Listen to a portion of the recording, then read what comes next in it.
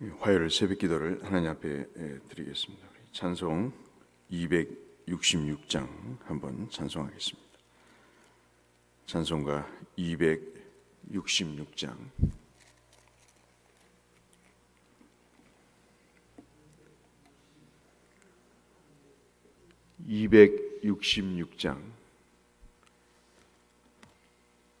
찬송가 266장. 주의 피로 이룬 샘물. 찬송 266장입니다. 주의 피로 이룬 샘물 참 깊고 넓도다. 구원하는 그 신능력 다 찬송할지라. 찬송하세 주의 보혈 그 샘에 지금 나아가 죄에 깊이 빠진 이 몸 그 피로 씻어 맑히네. 죄악 세상 이김으로 거룩한 길 가는 나의 마음 성전 삼고 주께서 계시네. 찬송하세 주의 보혈 그 샘에 지금 나아가 죄에 깊이 빠진 이 몸 그 피로 씻어 맑히네. 주 예수를 깊이 아는 놀라운 그 은혜 하늘나라 즐거움이 매일 새롭도다.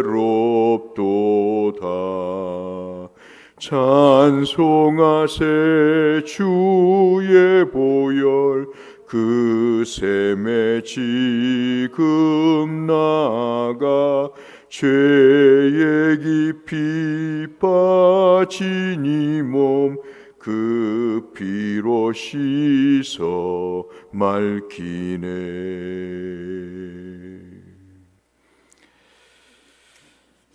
오늘 이 아침 함께 나누실 말씀은 누가복음 3장 말씀이 되겠습니다. 누가복음 3장 1절에서 14절의 말씀을 보겠습니다.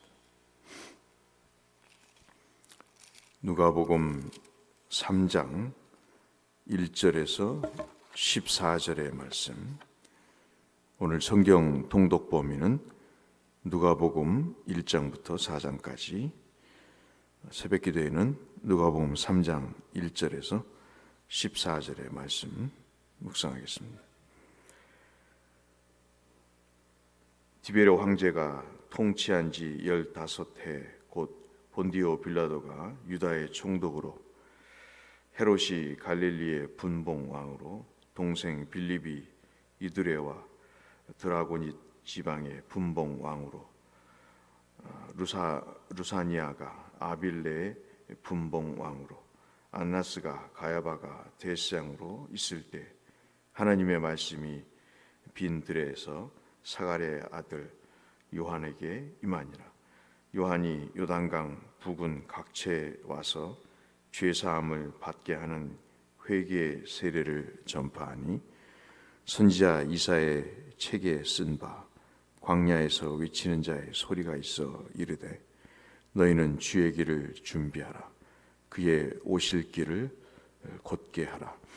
모든 골짜기가 메워지고 모든 산과 작은 산이 낮아지고 굽은 것이 곧아지고 험한 길이 평탄하여질 것이요 모든 육체가 하나님의 구원하심을 보리라 함과 같으니라.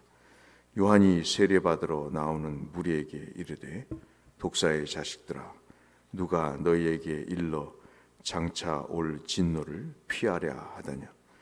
그러므로 회개에 합당한 열매를 맺고 속으로 아브라함이 우리 조상이라 말하지 말라. 내가 너희에게 이르노니 하나님이 능히 이 돌들로도 아브라함의 자손이 되게 하시리라. 이미 도끼가 나무 뿌리 위에 놓였으니 좋은 열매 맺지 아니하는 나무마다 찍혀 불에 던지리라. 10절부터 같이 하겠습니다. 무리가 물어 이르되 그러면 우리가 무엇을 하리까? 대답하여 이르되 옷 2벌 있는 자는 옷 없는 자에게 나누어 줄 것이요 먹을 것이 있는 자도 그렇게 할 것이니라 하고 세례를 받고자 하여 와서 이르되 선생이여 우리는 무엇을 하리까 하며 이르되 부과된 것 외에는 거두지 말라 하고 군인들도 물어 이르되 우리는 무엇을 하리까 하며 이르되 사람에게 거짓으로 고발하지 말고 받는 금료를 족한 줄로 알라 하니라. 아멘. 누가복음은 우리에게 여러 가지를 말씀해 주고 있지만 특별히 소외되고 가난하고 그리고 인정받지 못하는 자에게 예수가 어떤 분이신가 하는 것을 말씀해 주시는 하나님의 말씀이 누가복음이라고 볼 수 있겠습니다. 그래서 누가복음을 우리가 보면 가난한 자, 경제적으로도 가난하고 사회적으로도 대접받지 못하고 그런 사람도 가난한 사람이지만 특별히 영적으로 공고한 사람, 하나님의 도움이 없이는 자신 스스로가 회복이 될 수 없는 그런 사람들을 영적으로 하나님께서 초점을 맞추고 누가복음을 통해서 이 가난한 자들에 대한 주님의 사랑과 관심 그리고 섭리를 보여주시는 내용이 바로 누가복음이라고 볼 수 있겠습니다. 그런 상황 속에서 세례 요한의 역할은 우리가 이사야 선지자의 글을 인용하시는 4절부터의 말씀에서 보듯이 모든 것이 회복이 되는 그런 치유가 되는 내용들을 기록하고 있습니다. 공산주의자들이나 사회주의자들이 이 이사야의 글과 누가복음의 글을 인용해서 자신들의 정치적인 그런 이데올로기를 말하는 사람들이 많습니다. 왜냐하면 앞서 말씀드린 대로 이렇게 참 가난한 사람들에 대한 생각들이 아주 짙게 깔려 있기 때문에 그런 것이죠. 그런데 우리가 이런 사회적이거나 경제적인 그런 가난이나 소외되는 사회적 경제적 회복을 말씀하기 위해서 누가복음을 기록했다면 그것은 말이 안 되는 것이죠. 주님은 사실 이 세례 요한을 통해서 오실 예수 그리스도, 그 오신 예수 그리스도가 어떤 일을 하셨는가, 이 힘들고 고통받는 자들을 위해서 어떤 일을 하셨는가를 설명하기 위한 것이었습니다. 그 일의 예비 단계로 세례 요한이 하나님 앞에 말씀을 전할 때 세 가지 중요한 내용들을 촉구하시면서 회개할 것을 말씀하십니다. 그것이 3절에 회개하라는 내용이죠. 앞으로 우리가 갈수록 보면 알겠습니다만은 결코 사람들은 하나님의 말씀에서 돌이키는 사람들이 그렇게 많지 않을 것입니다. 하나님의 말씀을 듣고도 그 말씀에 대해서 거부 반응을 보이는 사람들은 예나 지금이나 있었지만 앞으로 더 심할 것입니다. 그래서 참 구원의 시작은 우리가 회개임을 이 세례 요한을 통해서 말씀하고 있죠. 로이드 존스 목사님이라는 그 유명한 설교자가 그런 얘기를 했어요. 회개하지 않는 사람이 그리스도인이 된 적은 없다. 그리스도인처럼 보이지만 그리스도인인 사람이 회개 안 한 사람은 없다. 삶의 회개의 특징이 나타나지 않는다면 그리스도인이라고 할 수 없을 것이다. 그런 이야기, 유명한 이야기를 남긴 적이 있습니다. 그래서 참 이렇게 어떤 말씀을 듣고 우리의 심령이 열려서 변화를 받는 그런 내용은 참으로 아름답고 복된 것이다. 언젠가도 말씀드렸다시피 회개는 진정한 용기다 하는 말씀을 드렸습니다. 그것이 참이다 하는 말씀을 드린 적이 있습니다. 그래서 세례 요한은 3절에 회개할 것을 말씀하고 그 회개는 입술로 끝나는 것이 아니고 9절에 좋은 열매를 맺는 것으로 나타날 것을 말씀합니다. 이미 도끼가 나무의 뿌리에 놓인 그런 상태여서 좋은 열매를 맺지 아니하면 그런 나무마다 찍혀서 불에 던질 것이다. 회개를 촉구하시면서 지금 말씀을 전하시면서 지금까지의 삶의 패턴을 바꿀 것을 말씀을 하시죠. 특히 마태복음 21장 19절에 여러분 잘 아시는 언젠가도 말씀드린 무화과 나무를 주께서 잎사귀만 무성한 것을 보시고 하나님께서 그 일에 대해서 징계를 하신 것처럼 사실 이 주님의 메시지나 세례 요한의 메시지를 우리가 보면 공통적으로 사람이 돌이킬 것에 대한 믿음의 시작 부분의 중요성을 말씀을 하신 것을 우리가 볼 수 있습니다. 마지막이 11절인데요. 사랑과 공의를 실천하라고 하는 11절의 말씀. 그때 당시에 얼마나 사회가 메말라 있었는가, 공의가 없었는가. 요즘도 그렇죠. 범죄를 저지르고도 떳떳하게 행세를 하는 세상이 지금이듯이 예나 지금이나 동일하게 사랑과 공의를 실천하지 못하고 있는 모습 속에 옷 두 벌 있는 자는 옷 없는 자에게 나눠줄 것이요. 이것을 이제 공산주의 개념, 사회주의 개념으로 분배해야 된다, 나눠야 된다 하는 그러한 이론적 기초로 삼고 그것이 사회적인 가치관이다, 공이다라고 이야기하지만 여기에서의 나눔은 물질의 나눔이 될 수도 있겠지만 그러나 더 중요한 것은 영적인 그리고 사회 삶적인 공유를 이야기하는 것입니다. 그러한 공의와 맞물려 있지 않는 나눔은 아무런 의미가 없는 거죠. 요즘 세대를 보면서 나눔을 강조하지만 그 나누기 위해서 만들어진 돈이 어떠한 정의와 그리고 공의에서 만들어진 것인지는 묻지 않습니다. 중요한 것은 나누는 것이다, 함께 나누는 것이다는 이 이론이, 이 가치관이 우리 속에 팽배한 것이 있어서 사람들이 점점 물질에 대한 노예화 되어가고 있지 않는가. 어떤 학자가 그런 얘기를 했더라고요.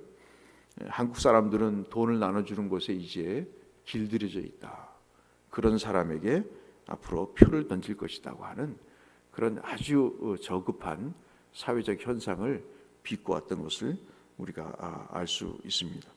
이러한 세 가지 회개와 좋은 열매를 맺을 것과 사랑과 공의를 실천할 것을 말씀을 하자 사람들의 반응이 12절부터 14절에 기록되어 있는 것을 볼 수 있습니다.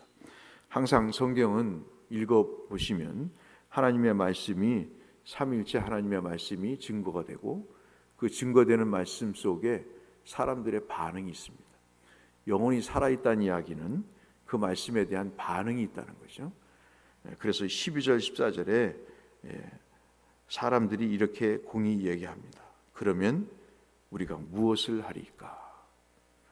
정상적인 사람, 하나님의 말씀을 받고 그 말씀을 들은 영혼은 주여 그러면 내가 무엇을 하여야 되겠습니까? 이런 사회 속에서, 이런 상황 속에서 어떤 것을 해야 되겠습니까? 죄인의 대명사로 불렸던 우리가 잘 알고 계시는 세리, 이 세리도 동일한 질문을 하죠.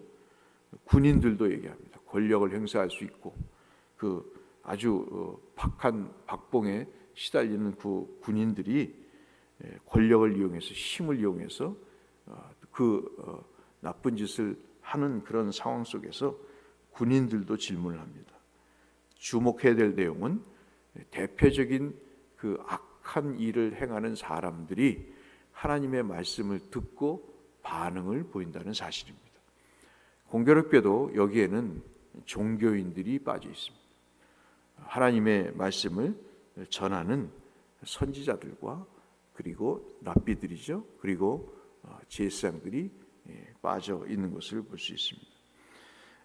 참 묘하게도 이 아까 말씀드린 대로 세리와 군인들은 사실 그 사회에서 주류가 될 수 없는, 돈은 있지만 대접을 받지 못하는 그런 사람들이죠. 그러면서 이들이 말씀을 듣고 변화를 일으킵니다. 그래서 이들이 가난한 자인 거예요. 왜 세리가 가난합니까? 돈이 많은데. 왜 군인이 가난합니까? 힘이 있는데. 그들이 가난한 이유는 다른 것이 아니죠. 하나님의 말씀을 듣고 그 말씀에 대한 심령의 변화를 가져온다는 면에서 가난하다는 겁니다. 애통하는 자는 복이 있다는 말씀이 바로 그 말씀인 것이죠. 주님은 이 질문을 받으시고 이 내용에 대해서 세례 요한의 입을 통해서 말씀을 하십니다. 가진 재물을 나누라고 말씀하시고, 그리고 정해진 세금 외에 더 세금을 징수하지 말 것을 말씀하고, 군인들에게 대해서는 박봉이지만 폭력을 행사하지 말고 월급에 족한 줄로 알라라는 말씀으로 그것을 맺고 있습니다. 이 공통점이 뭘까요? 다 돈에 대한 내용입니다. 이 돈이 우리의 심령에 어떤 영향을 미치는가 하는 것들에 대한, 우리를 어떻게 영적으로 이끄는가 하는 것들에 대한 내용들을 설명하고 있습니다. 앞으로 이 문제는 더더욱 심화될 것이고, 이 일을 악한 세력들은 이용해서 돈을 통해서 정치도, 그리고 돈을 통해서 교육도, 돈을 통해서 신앙생활도 앞으로 할 것입니다. 이 모든 것이 주님의 때와 비슷하게 더 심화돼서 우리의 시대에 앞으로 이어질 것이죠. 그래서 이 주님의 말씀을 듣고 그러면 우리가 어떻게 해야 되겠는가 하는 것에 가장 핵심적인 내용이 이 돈 문제가 해결을 됨으로 인해서 그 심령이 새로워지고, 그리고 영혼이 변화를 받아서 하나님 앞에 자신의 합당한 열매를 맺는 그 일이 중요함을 우리에게 가르쳐 주면서 오늘 우리에게 묵상할 수 있는 내용들을 설명하고 있습니다. 오늘 저와 여러분들이 기도하고 바라는 것은 하나님의 말씀을 듣고 내 심령의 변화를 받아서, 그러면 주님, 내가 저 말씀을 따라서 어떻게 살면 좋겠습니까? 제게 적용할 수 있는 그런 은혜와 능력을 주셔서, 지혜와 방향을 주셔서 그 일을 행할 수 있도록 하여 달라고 기도하는 것이 오늘 말씀에 묵상하는 중요한 포인트가 되겠습니다. 이 하루 그러면 우리가 무엇을 하리까 되뇌기시면서 주님과 함께 동행하시는 하루가 되시기를 주의 이름으로 축원합니다. 거룩하신 아버지 하나님, 오늘도 주님 앞에 말씀을 상고했습니다. 심령의 변화를 일으켜 주시고 하나님의 은혜 가운데 살 수 있는 그리스도인이 되게 하여 주옵소서. 예수님 이름으로 기도드리옵나이다. 하늘에 계신 우리 아버지, 아버지의 이름을 거룩하게 하시며 아버지의 나라가 오게 하시며 아버지의 뜻이 하늘에서와 같이 땅에서도 이루어지게 하소서.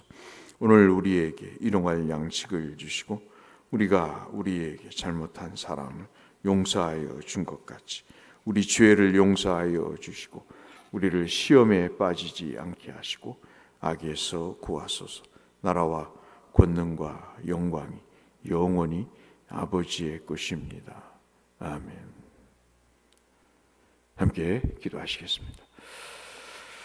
주 하나님 아버지, 감사합니다. 오늘도 생명을 주시고 은혜를 베푸시니 감사합니다. 주님 앞에 나와 기도하게 하시고 말씀으로 우리의 영혼을 정화하게 하시고 우리의 삶의 방향과 발걸음을 주님 정하게 하시니 감사합니다. 주여, 악한 세상에서 공의와 사랑이 행해지지 못했던, 돌이킴이 없었던 세상에서 주의 말씀을 듣고 그러면 우리가 무엇을 하오리까? 진정하고 진실한 마음으로 주님 앞에 주여 돌이킴을 구한 주님 세리와 군인들처럼 우리의 삶 속에 우리의 영혼을 돌이켜야 될 부분들을 살펴보게 하시고 그 내용들을 따라 하나님을 영원롭게 할 뿐만 아니라 우리의 삶의 회개에 합당한 열매들이 맺혀지는 은혜가 있도록 주여 도와주시기를 빌고 소원합니다. 하나님의 말씀이 우리의 아버지 하나님의 심령에 찰박힌 목과 같이 되게 하시고 영원히 지워지지 않는 하나님의 언약의 말씀이 되게 하여 주셔서 그 말씀을 따라 살아가는 기쁨과 주의 복이 있게 하여 주시옵소서.